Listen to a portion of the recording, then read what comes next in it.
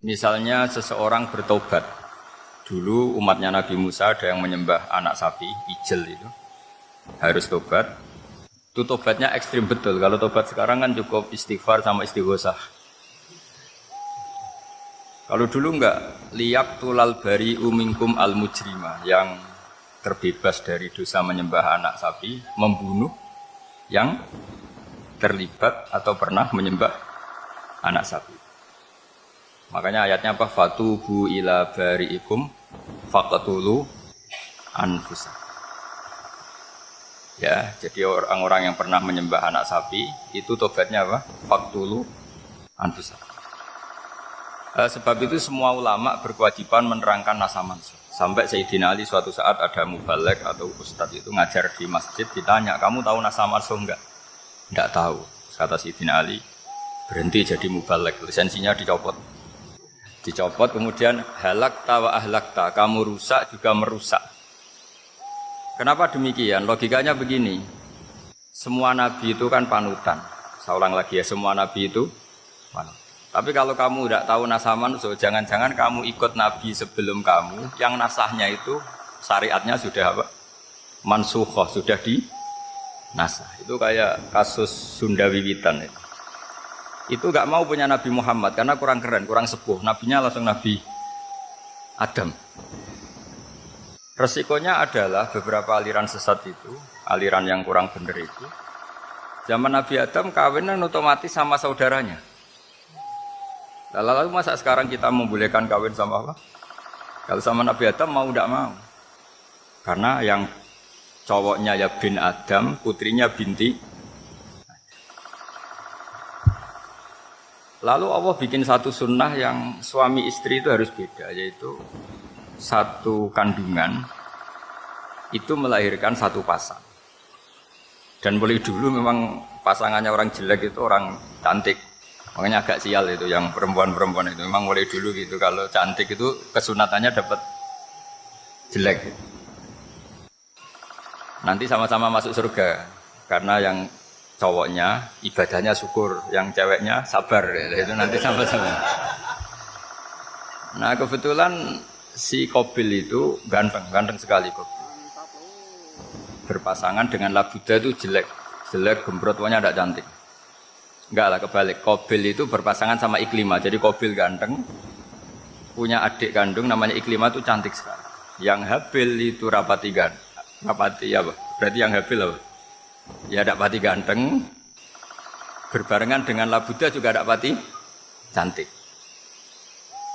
Nah karena tadi ya berarti Qabil bareng siapa? Iklimah, Habil, Labuda. Maka untuk kawin ini nggak boleh satu kandungan. Jadi dulu karena nggak ada perbedaan ibu bapak, mau tidak mau beda. Yang penting beda. Yaitu akhirnya apa? Qabil dapat Labuda, yang Habil dapat Iklimah karena beda kandungan. Itu sudah cukup.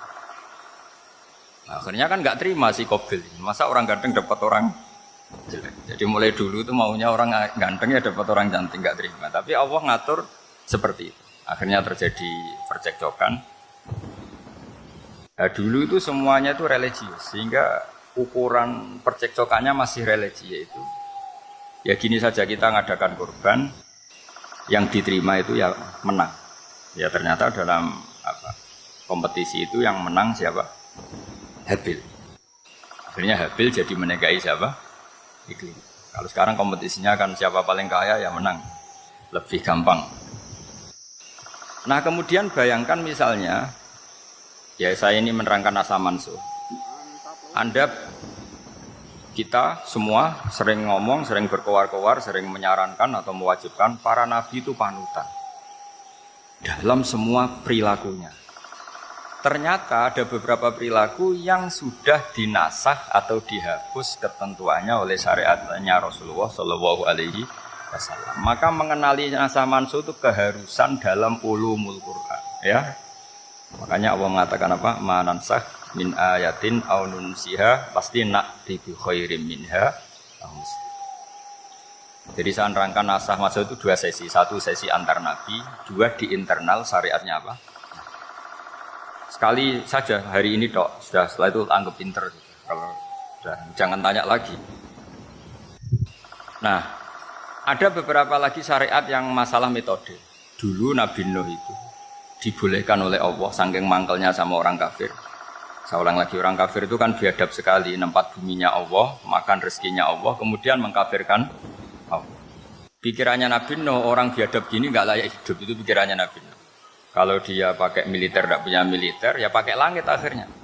Pakai kekuatan langit, beliau berdoa, Rabbi la tazar alal ardi minal kafirina daya. Innaka intazarhum yudillu ibadaka wala yalidu illa fajirong kafar. Ya Allah, mereka ini orang-orang kafir, padahal pakai bumi engkau, pakai rezeki engkau, matikan semua saja. Jangan sisakan satu pun. Karena kalau masih sisa, nanti anak turunnya ya gitu. Gennya gendo ya pasti melahirkan gendo. Gen, wala yalidu illa fajirong kafar. Kalau kamu sisakan pasti melahirkan generasi gendo lagi kafir. Dituruti sama Allah. Kecuali orang 80 yang ikut Nabi Nuh. Nah, orang 80 yang ikut Nabi Nuh ini selamat karena iman. Maka generasi yang sekarang ini termasuk saya semua ini semuanya turunan orang iman. Maka kita ini punya dua status. Satu, Allah kadang manggil kita ya Bani Adam karena faktanya kita turunan Nabi apa? Adam. Panggilan kedua adalah dzurriyyataman hamalna ma'nu. Orang-orang sekarang itu pasti turunan orang yang ikut perahunya Nabi Nuh. Jadi nasab kita ini sudah steril. Sudah tidak ada nasab lewat kafir karena yang kafir sudah habis. Semua orang sekarang itu turunan Nabi Nuh, yaitu disebut apa? Dzurriyyataman hamalna. Itu sekitar orang 80. Nah, oleh Allah Subhanahu wa taala syariat seperti ini pernah dituruti, yaitu akhirnya mereka mati semua kecuali orang 80 yang mukmin. Tapi uniknya Allah apa?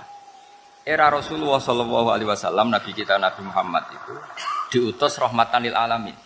Ketika Nabi didustakan, diusir, disakiti, malaikat gunung, beberapa malaikat yang ahli adab spesial, eksekutor lah kira-kira gitu. Muhammad, kamu bilang saja ke saya, kalau kamu ingin orang-orang Mekah Bujal CS, saya hancurkan. Tapi apa kata Nabi? Saya berharap kalau mereka belum iman, anak cucunya iman. Karena bagaimanapun sperma ya atau calon bayi atau calon keturunan itu kan ada fi aslabir rijal atau fi zuhurir rijal. Jadi kalau dalam ilmu agama itu gen manusia itu disimpan di zuhurir rijal di punggung lelaki. Nanti dipindah ke arhamin nisa. Logikanya gini. Ini dengerin ya. Logikanya gini, misalnya Abu Jahal itu di situ ada orang namanya Ikrimah, itu anaknya Abu Jahal, itu orang mukmin. Akhirnya ya jadi orang alim. Abu Lahab itu di rahimnya di punggungnya ada perempuan namanya Darrah, akhirnya juga orang mukminah. Saya berikan contoh. Khalid bin Walid itu anaknya Walid. Walid itu musuh besarnya Rasulullah, tapi di punggungnya ada orang bernama Khalid. Ini dengerin. Nah, di punggung ini kira-kira Allah sudah tahu apa belum? Jawabannya sudah. Artinya kalau ini mati atau kamu bunuh, kamu sebenarnya nggak bunuh orang kafir saja, bunuh calon orang mukmin yang sekarang masih bersemayam di punggungnya orang-orang kafir. Jadi bisa saja orang yang sedang kafir itu ada sekian calon generasi yang suatu saat mukmin. Itu syariat yang diajarkan ke Rasulullah Shallallahu Alaihi Wasallam. Karena kasafnya Nabi, kasaf itu satu kondisi di mana seorang Nabi itu dipertontonkan sesuatu yang nggak kelihatan. Itu dalam bahasa Arab kasaf atau mukasyafah. Nabi dipertontonkan ternyata banyak orang kafir yang di punggungnya itu ada calon generasi mukmin atau muslim. Akhirnya Nabi nggak berani. Jangan bunuh. Mungkin bapaknya ada iman tapi anaknya iman. Betul, Abu Jahal punya anak Ikrimah, Abu Lahab punya anak Darrah, Walid punya anak siapa? Walid. Itu mirip seperti kita, bapak era sholat, anak ETBK sholat, akhirnya bapaknya katut sholat. Banyak enggak di Indonesia, bapaknya tidak bisa baca Quran, anaknya hafid. Itu kalau bapaknya kamu habisi, tidak ada yang meselin. Makanya biarkan hidup saja.